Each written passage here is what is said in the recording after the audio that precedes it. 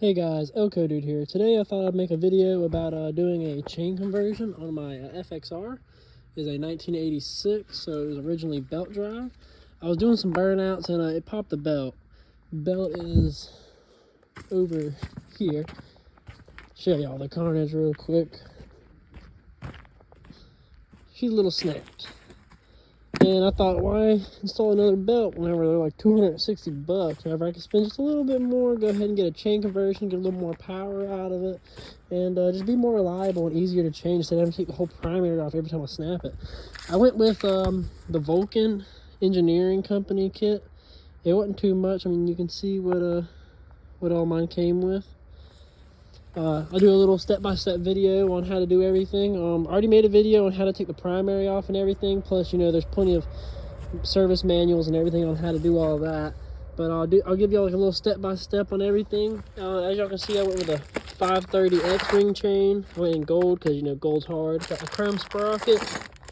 I went with a 2229, I'm pretty positive. It's a 4% under dry or deeper, so it should accelerate just a little bit faster. Then plus, you know, you're getting more power back from getting rid of the belt, because the belt kills probably about 6 to 15 from what I hear percent power, just power loss. So I'll give you a little step-by-step on everything I got going on. First thing you're gonna have to do is pull this spacer right here out, or whatever you want to call it. When you pull this out, it will leak fluid, so just be aware of that. The new one is right here. That's the one you're going to be putting in there. It does have a tapered end and a flat end, so make sure you put it in the right way. So after looking at the instructions a little bit more, you actually do not have to pull this depending on like what kind of bike you have. See, on the manual it says to only install that if the splines are showing after the sprocket is on, like right here, which mine does not. I can slide this sprocket on. And it's perfect. So I don't have to use any of that new spacer. I actually don't have to use either one of these spacers because my bike, it says for 99 and later wheels only, which I do not. So I will not need either one of these spacers. I can just put this front sprocket on and tighten down my nut, and then put down my lock nut right here, and that should be about it for the front sprocket. So it says in the instructions to torque this down to 110 to 120 foot-pounds with a little bit of red Loctite on it. I don't have the special tool to lock all that down and don't feel like messing with it, so I'm just going to use my big socket, which I got this, and this, which installs the race. I got both of these off eBay and the removal tool for the race. I'm just going to use this, throw some Loctite on it, and put an impact on it, and just let her eat. She'll be fine. I've already done it a few times, so it'll be fine. If you go to install your inner race bearing for your primary, you want to go for about 100 thousandths to 150 thousandths. I have mine set to about 136 thousandths. I'm just using feeler gauges. You want that to be in between, right here, well, that nut and then this, because you don't want that too far, because you still have to keep it, well, that's just how it's supposed to be. You got to make sure you still have some room to put your tool on. If you ever take this all back apart, you can get your tool back on to remove this race, because if not, it's a pain in the butt. But yeah, I'm going with that. I'm using feeler gauges, so not too bad. So your next step is going to be taking this rear wheel off. I mean, it's pretty simple. All you gotta do is take this nut off on this end, and then get the axle out, and I just put this jack stand underneath it, so that way you can hold the bike up while I'm working on it, because I don't really trust just that jack. I don't want my bike falling. But yeah, take this off right here, which mine has nuts on the back side. I don't know if that's factory or not, but I gotta take those off, and then put the new sprocket on. Hopefully have no issues with that. If so, I'll keep y'all updated on what's going on there. It says in the instruction that if you have a 99 or older wheel, you'll have to use this little washer right here, number 6 right there. But I'm not really 100% positive if mine is an older wheel or not, because I mean, they're all 3/4 axle. It did have this washer here, or spacer, that was spaced up against the wheel bearing inner race. So I guess we'll have to see how everything lines up, and I'll let y'all know if I end up having to use this spacer or not. I'm not really positive right now. Hopefully not, but we shall see. Alright, so I don't have the rear sprocket all the way on yet. I just have the bolts in there holding it. But it actually is a 99 or later wheel. It's pretty easy to tell because whenever you go to put the sprocket on, you'll see there's like a pretty big like gap. You see that the wheel bearing? You can see where the spacer is. Like it'll have up and down play. You can see a big gap. So you just slide that right in, fits perfect. So that's how you know if you end up needing that spacer if you have a 99 wheeler later, because I had no clue. Now I do. And another thing, I did order the kit with the new bolts. They're grade 8 and all. But whoever had put it all together before, they use these, which is a bolt, and then they have the nuts on the back, which actually like wallered out the threads inside of the wheel. So I'm just going to go back with those. I mean, plus they're chrome. They kind of go with the sprocket, so I don't think it'll look too bad. I mean, if I ever do have any issues, I can always just get another wheel, or maybe I can rethread it or something and use these bolts. But I don't think I'll have any issues with it because I haven't yet whenever I had the belt drive. So it should be fine, I think. So I'm going to go ahead and put Loctite on all these and make sure they're all good. I am not 100% sure. There is a spacer right here that's in between the wheel and the sprocket. I'm not 100% sure if that's supposed to be there or not for alignment issues or not. I didn't see anything in the instructions, so if I figure anything out about that, I'll definitely let y'all know if that needs to be there or taken out. But I'm pretty positive it's probably fine. It's probably the way it's supposed to be. So, two things. I looked at the instructions, and like the ones they send you don't really say much. But I looked online and they say that the sprocket should bolt directly to the wheel. So I took this spacer out because this was behind, it was in between the drive pulley and the wheel. So I guess I'm gonna give this a try, and if I have any issues with wheel alignment or anything like that, I'll know what it is. So hopefully I don't have any issues with that. And then second of all, earlier I was saying 99 and later use that spacer. It's actually 99 and older, so earlier. I was incorrect about that too. So yeah, the spacer did go in there. Looks like it fits pretty good. I'll let y'all know if I end up having any other thing going on or anything of the sorts. So after putting a string on the front sprocket and rear sprocket, I think because this is an aftermarket wheel, I'm going to have to put this spacer in here, which online it says no spacer, but I don't know what brand wheel this is, but you can look at it. I mean, it's not straight whenever you put a string on it. So I'm gonna add this on there, see how it goes from there.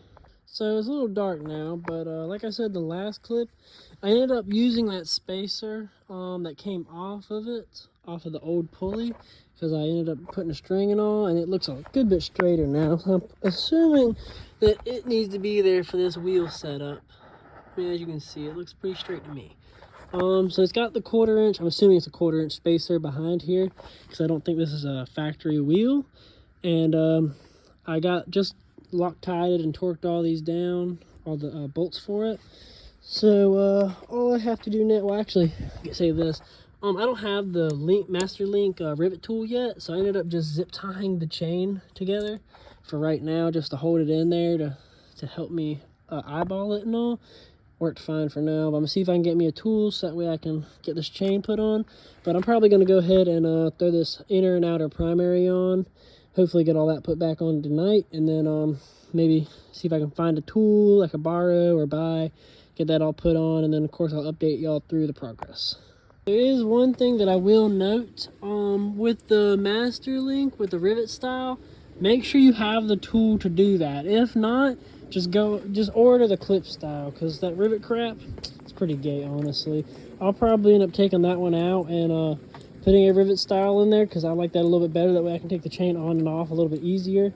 And you know, I've never heard any issues with the regular clip style, so that's probably what I'll end up doing, is putting the clip style Master Link in.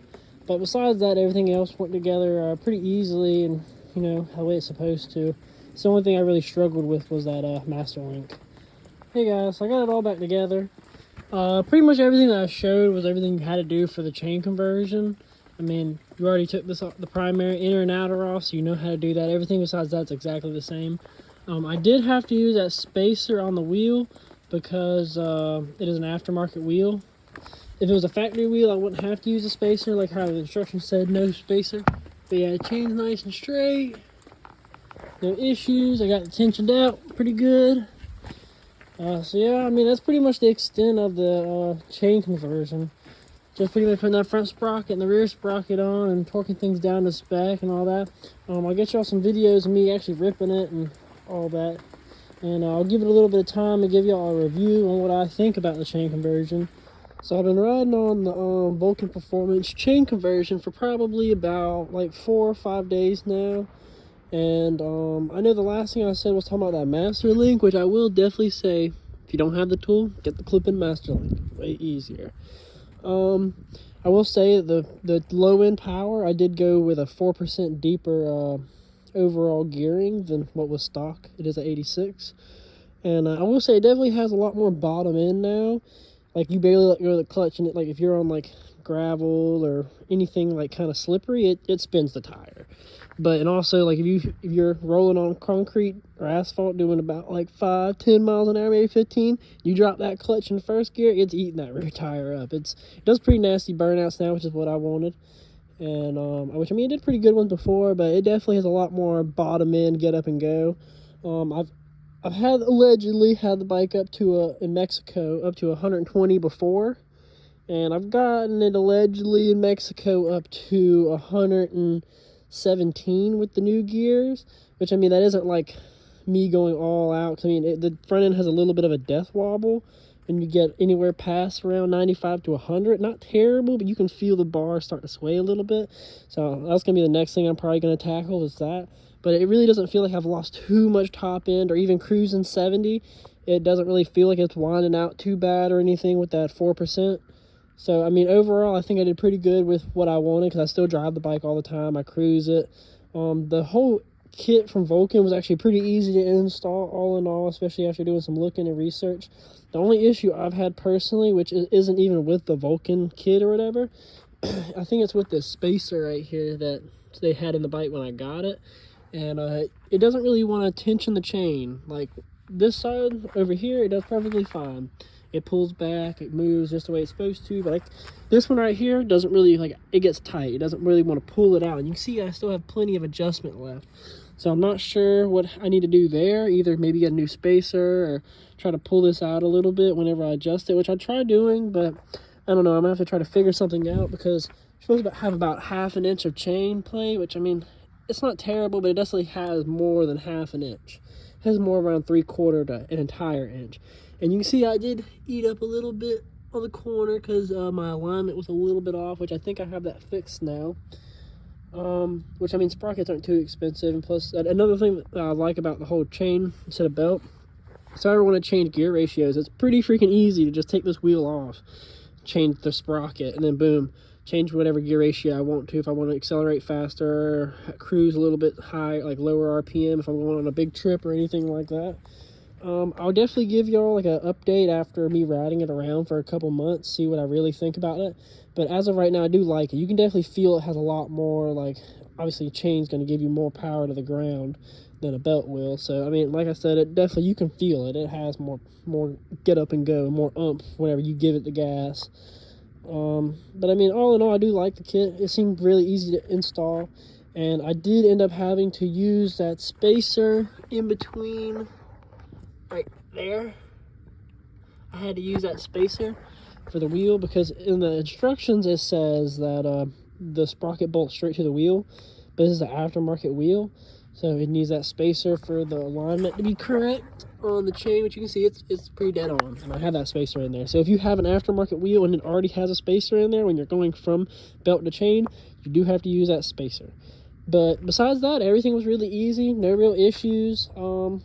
Yeah, I mean, if I had to give it a rating as of right now, I would say it's definitely pretty good. I'd say probably 80%, 85. I mean, obviously I want to give it some more time, but the quality, everything seems really good. The only thing that was kind of was that, like I said, that spacer, I had to figure that out on my own, but that's because it's an aftermarket wheel, which isn't really on the company or anything. But everything seems pretty quality as of right now. No real issues. I'm going to give y'all a review probably maybe in a month or two, see what after really riding it all the time, because I ride the bike every day. So, I mean, it's definitely going to get used and worn. So, yeah, I'll let y'all know. Please like, subscribe, share, whatever. If you're interested in getting a Vulcan Performance or engineering chain conversion kit, as of right now, I will say definitely go for it. It's definitely not hard to install, especially if you know what you're doing. I mean, I've taken the primary the inner and outer primary off this bike probably like 10 times already. So, I mean, that was nothing new to me. So, I mean, everything really wasn't too hard. It was just making sure I was doing everything correctly. But I really like it. But, so yeah, thank y'all for watching. I'll probably make an update before too long, and also update y'all on whatever else I end up doing with the front end. Or I've seen a lot of people talk about these stabilizer bars right here for the wobble or whatever.